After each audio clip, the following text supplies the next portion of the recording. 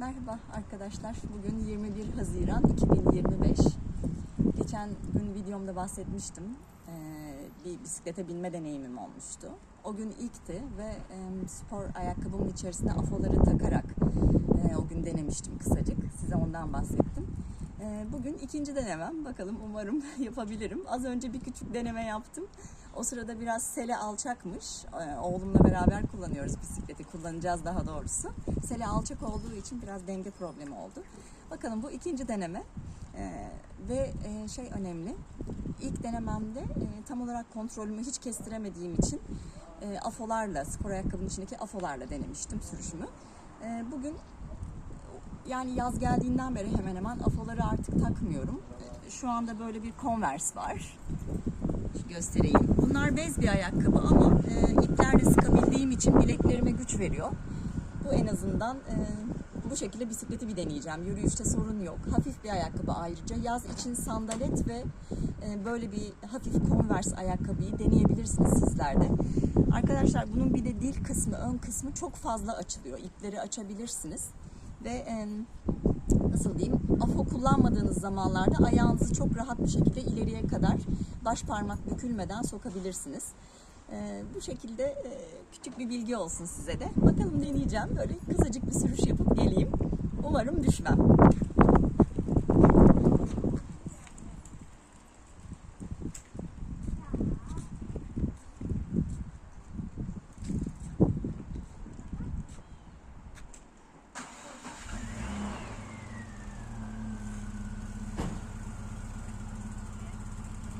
Evet, fena değil bence. En azından afoları takmadan böyle bir ayakkabıyla da kas gücüm yeterli. Durabildim, dengemi kaybetmedim. Demek ki selenin boyu da çok önemli. Böyle arkadaşlar. Çocukken birkaç bir şey anlatmak istiyorum size. Bir dakika. Şöyle bir inmeyi bir becerebilirsem. Bir saniye.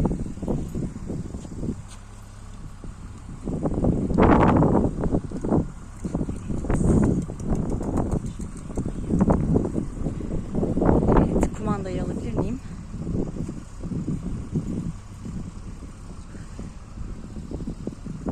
Ben çıkacağım. Şöyle yapalım. Evet. Şimdi çocukluğumdan beri bisikleti çok kullanıyorum. Çok da severdim. Burası Çanakkale'nin, bilmiyorum gelenleriniz olduysa eğer, Çanakkale'nin karşısında Kilitbayır ve Eceabat. İki küçük, birisi köy, birisi ilçe. Güzel böyle yerler var. Çocukluğum Bursa Yenişehir'de geçti. İlkokul, ortaokul, lise. Bursa Yenişehir. Orası da küçük bir ilçe. Babam askerdi. Orada görev yapıyordu. Yazın tabii memleketimiz olduğu için burada Eceabat'ta evimiz vardı. Eceabat'a gelirdik ve çok güzel bisikletim. Zaten orada aracımız olmadığı için, çocuk olduğumuz için işte anneanne bakardı, babaanne bakardı. O zamanlar hep bisiklet sürüyorduk. Yani benim için bisiklet demek çocukluk demek. Her şey benden sorulurdu. Çarşı, pazar, alışveriş işleri. Çok severek binerdim. Hem de uzunca bir yol, uzun yollar giderdim. Amcamın oğlu vardı Özkan. Çocukluğum onunla geçti, yeğenim. Onunla biz bisikletlerimize binerek yol almayı çok severdik.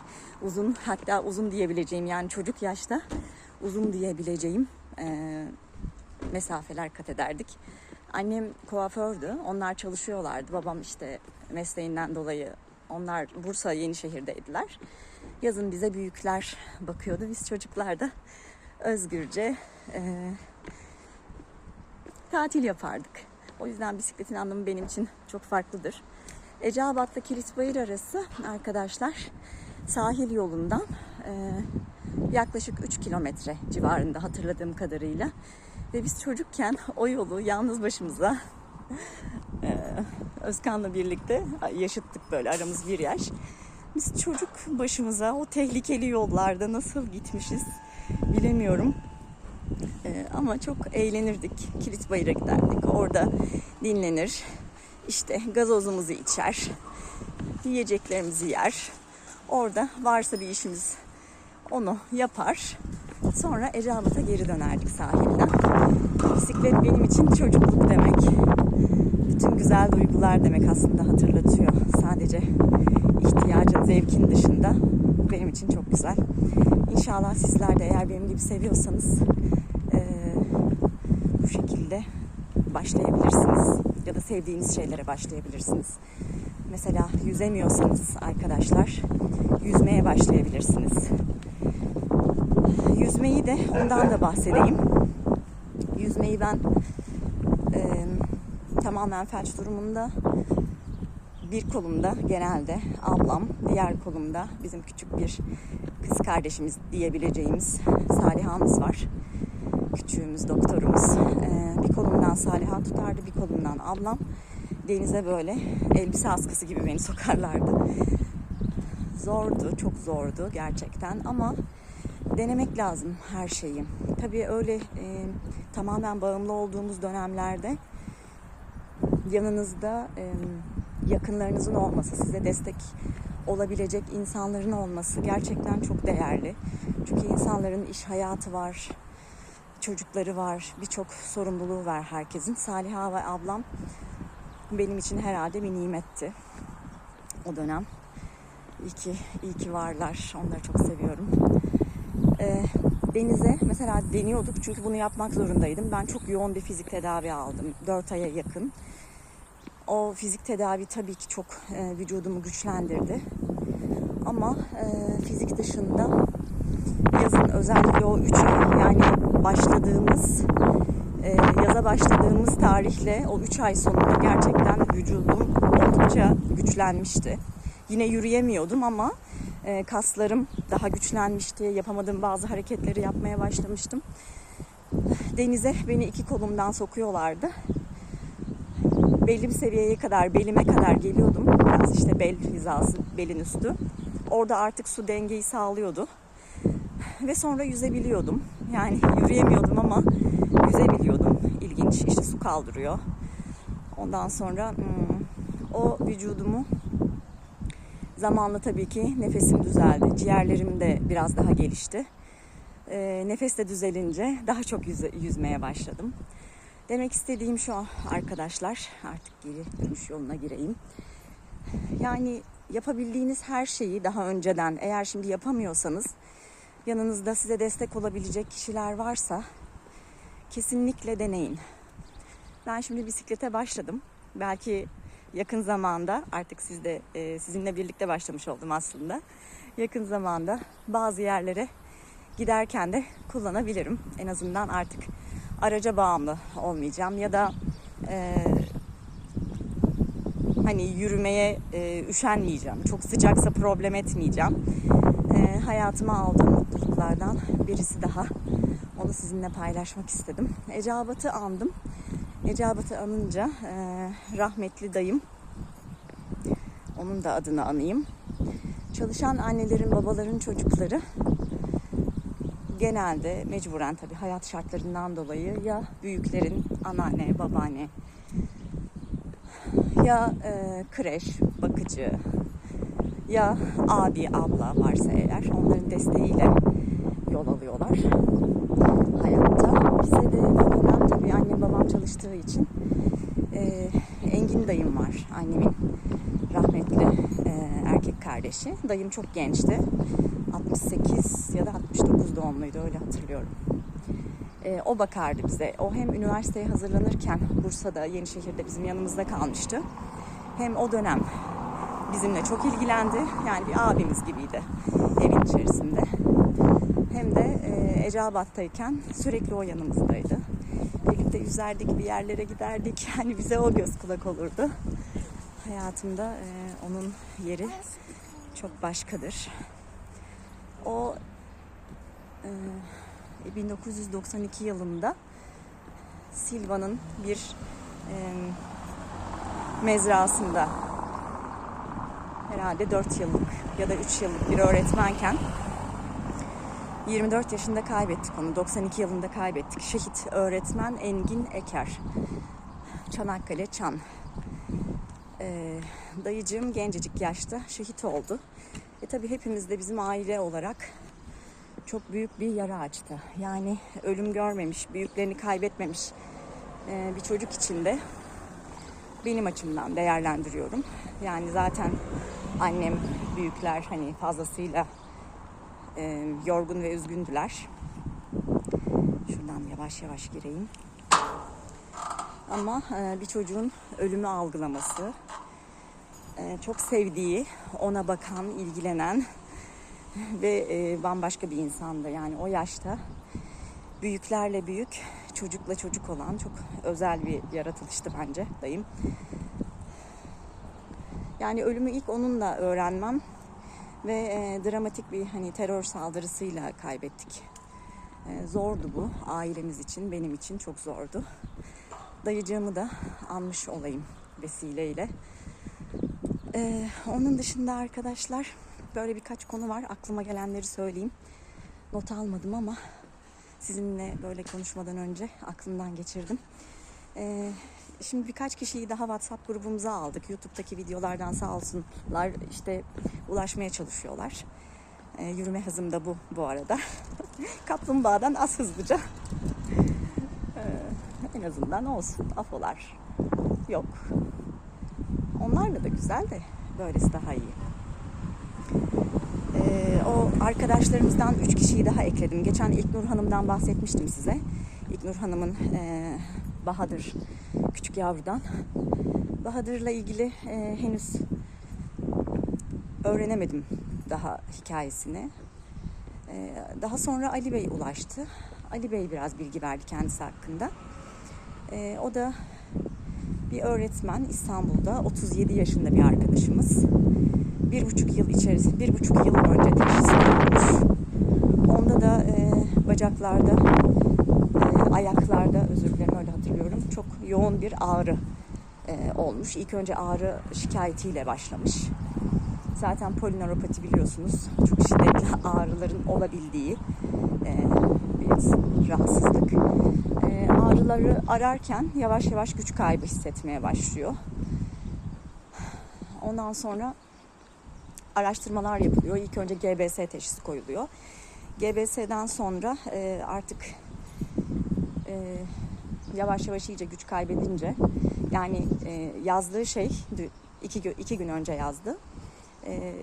Tekerlekli sandalyeyle girdiğim hastaneden yoğun bir ivik tedavisi aldıktan sonra yürüyerek çıktım diyor. O arkadaşımız ivikten epey fayda görmüş ve akabinde yoğun bir fizik tedavi almış ve kas gücünün fizikle birlikte çok yerine geldiğini anlattı. Bunlar gerçekten, bunları duymak çok güzel. Yani evet, bir teşhis var. Teşhisin koyulabilmesi çok önemli. Doğru uygulanan tedavilerden bir tanesi işe yaramış. Bu çok kıymetli ve fizikle birlikte artık iyice toparlanmış. Ama tabii ne olursa olsun, ne kadar toparlansak da benim yapmaya çalıştığım da o arkadaşlar. Belli bir seviyeye geldim. Evet, şükürler olsun. Yani sonsuz şükürler olsun. Sizler de inşallah henüz yürüyemeyenler varsa, ağır geçirenler varsa lütfen gayret edin. Ben hep söylüyorum ve arkadaşlarımdan duyduğum hep her şeyde böyle. Fizik ve güçlenmek için yapabileceğiniz her şey yüzmek, eğer yapabiliyorsanız tabii ki. Hiçbir şey yapamıyorsanız evde düzenli, sürekli pilates hareketleri. Bunların hepsi arkadaşlar hem duruşunuzu, yürüyüşünüzü, eğer adımlarınız, işte denge problemi, hepsini bence iyileştirecek. Her ne durumdaysanız daha iyi olacaksınız. Bunları duymak güzel. Ali Bey aramıza katıldı. İnşallah şifalar diliyorum. Çok daha iyi olsun. Bizler de vesile olalım. Bir de Halime Hanım, dün gece konuştuk. Onu eklemiştim. Halime Hanım 45 yaşındaymış. Benim yaşımda. Kendisinin de gerçekten biricik bir hikayesi var. Çok ilginç. Dinlediğim herkes çok farklı, çok özel, çok biricik. Evet, birbirimize benzeyen şeyler var, yönler var ama çok farklı. 18 yaşındayken bir böbrek nakli geçirmiş. Çok bilgim yok böbrek nakli geçiren kişilerin hayat şartlarıyla ilgili. Ama bu gerçekten önemli bir şeymiş. Yani ben dedi hayatımda parol dışında hiçbir şey kullanamayan birisiyim dedi. Yani parol kullanamayan bir kişinin bu ağır ilaçları alamamasıyla CIDP'yi yaşaması nasıl olabilir? Yani bunu duyduğumda şaşırdım. Ben azıcık oturayım, dinleneyim. Biraz otururken anlatayım size de.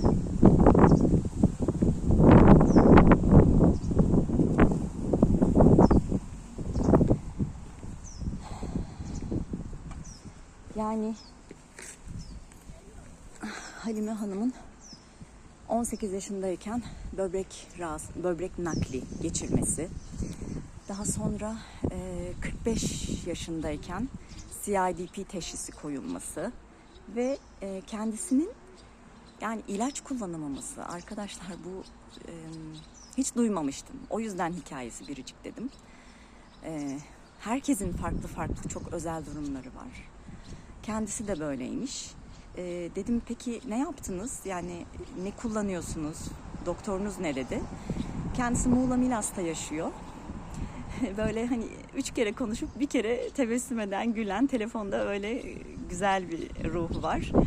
İnşallah tanışmak da kısmet olur.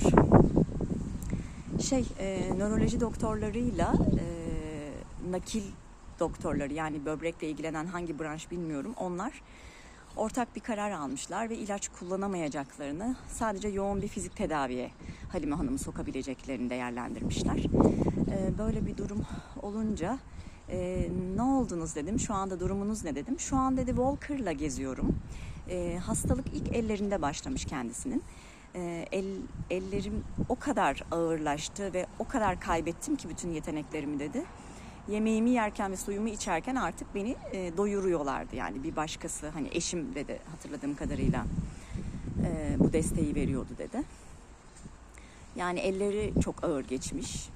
Bazıları işte öyle arkadaşlar, enteresan. Kimisi ellerini çok yeteneğini kaybediyor. En çok orası hasar görüyor. Bazısı işte ayaklarından başlıyor. Benim öyle başladı. Mesela Courtney Runyon diye bir Texas'ta yaşayan hanım var. Hatta CIDP aramalarını yaptığınızda onun da çok güzel hikayeleri var. Ben ilk onunla, o bana ışık olmuştur. Hayatımın sonuna kadar ona ben dua edeceğim. Courtney'nin mesela elleri biraz böyle parmak uçları kasılı kalmış. Ama genel olarak durumu benden iyi. Örneğin ona baktığım zaman evet, sağ bacağında, ya iki ayağında da düşük ayak sanırım onun var ama giydiği ayakkabıdan dolayı öyle düşünüyorum. Ama sağ ayağı, bacağı çok ince. Orası gelişmemiş. Fakat sol ayak hem form olarak bayağı şekil olarak kas gücü bence kendine gelmiş. Yani sol bacağı iyi ama sağ bacağı onun kötü. Bende biraz simetrik sağ sol, bilek altı. Bende düşük ayak ikisinde de olduğu için bacaklarımın inceliği aynı. Ama şükürler olsun ellerimde hiçbir şey kalmadı. Hani yazı bile yazamıyordum, hiçbir şey tutamıyordum. Ama ellerim iyice toparlandı. Şükürler olsun, nefesim, birçok yeteneğimiz geri geldi. Halime Hanım da bu şekilde elleri şu anda tamamen düzelmiş arkadaşlar. Gücü yerine gelmiş. O yoğun fizik tedaviyi aldıktan sonra elleri tamamen düzelmiş, gücü yerine gelmiş. Sadece şu anda Walker'la yürüdüğünü söyledi. Çünkü ayakta durmaya çalıştığında bacaklarının titrediğini, merdiven inip çıkamadığını söyledi. Hani dışarı çıkarken birine ihtiyaç duyduğunu söyledi. Ümit ediyorum. Onun için de dün öyle konuştuk. Dua ediyorum. İnşallah o da bugünlerden çok daha güzel günler görsün. Bacaklarını kuvvetlendirsin ve fizik o ellerine geldiği gibi ayaklarına, bacaklarına da iyi gelsin. İlaç kullanmadan sadece fizik tedaviyle düzelmiş eller arkadaşlar. İlk defa duyuyorum. Yani biz ilk videomda bahsetmiştim. Neyin iyi geldiğini çok bilmiyoruz. Evet, hocalarımızın tabii ki tecrübeleri var. Hani bizim de hep duyup, tecrübe edip arkadaşlarımdan dinlediğim kadarıyla bir şekilde bir ilaca cevap veriyor. Cansu merhaba. Onun hikayesi de böyle biricik. Görüşmek üzere. Bunları paylaşmak istedim sizinle. Saçım başım nasıl? Rüzgarda bugün rüzgar bayağı bugün esiyor. Çanakkale bugün biraz serin. Birkaç gündür çok sıcaktı. Böyle saçım başım Fensіз umarım görsel olarak çok sıkıntı yaratmamıştır. Görüşmek dileğiyle. Sevgilerimle arkadaşlar, inşallah bunları paylaşmaya devam edeceğim. Arkadaşlarımız anlattıkça ve isterlerse onların videolarını aktarmaya devam edeceğim. Sevgiler, selamlar.